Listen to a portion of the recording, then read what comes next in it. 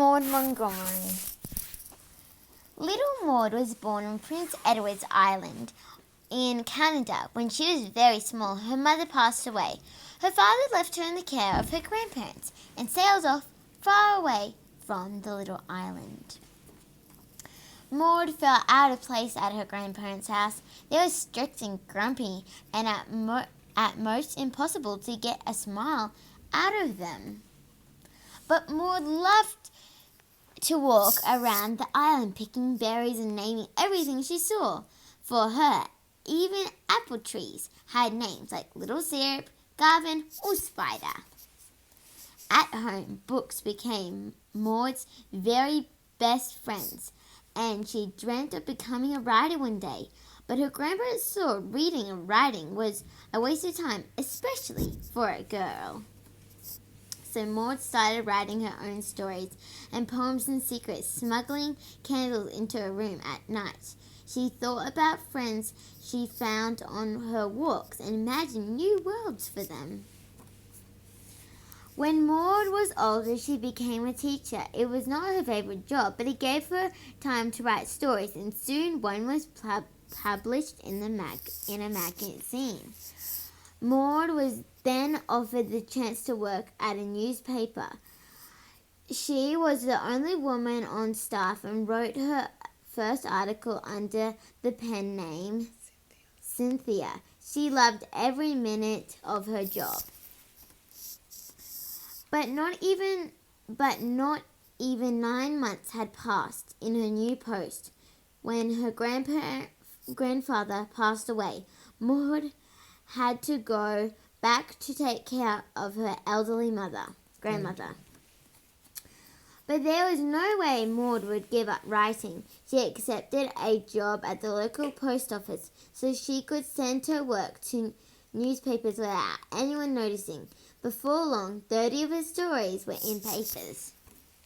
One day, Maud found an old newspaper with an interesting story. It said, elderly couple applied to orphan asylum for a boy. By mistake, a girl is sent to them. That night, she dreamt of this little girl, who became the star of Maud's next story, Anne of Green Gables. Once it was published, everyone loved the little girl with her freckles and thick red plaits.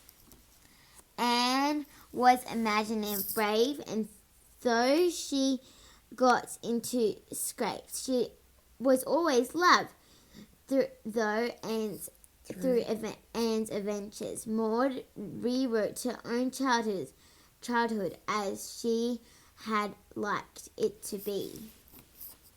And by telling Anne's story, Maud, the little girl who wasn't allowed to write, became the great author she had always dreamt she could be.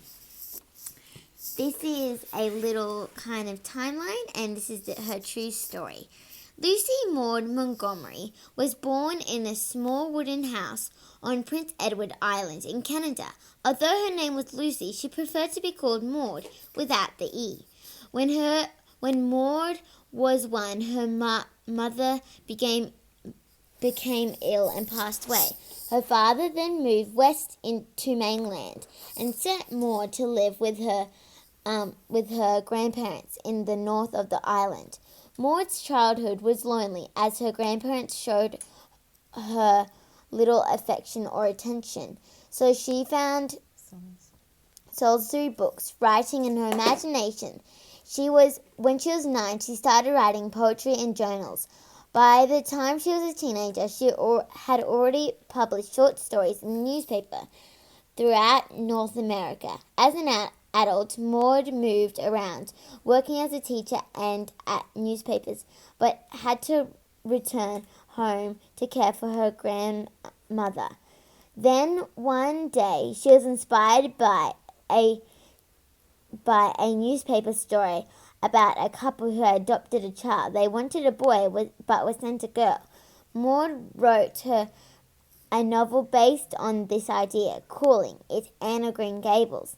At first it was rejected by every publisher. She kept it in her hat box and forgot about it. Then 2 years later she tried again. The book found home and was published to great success. Everyone fell in love with Anne.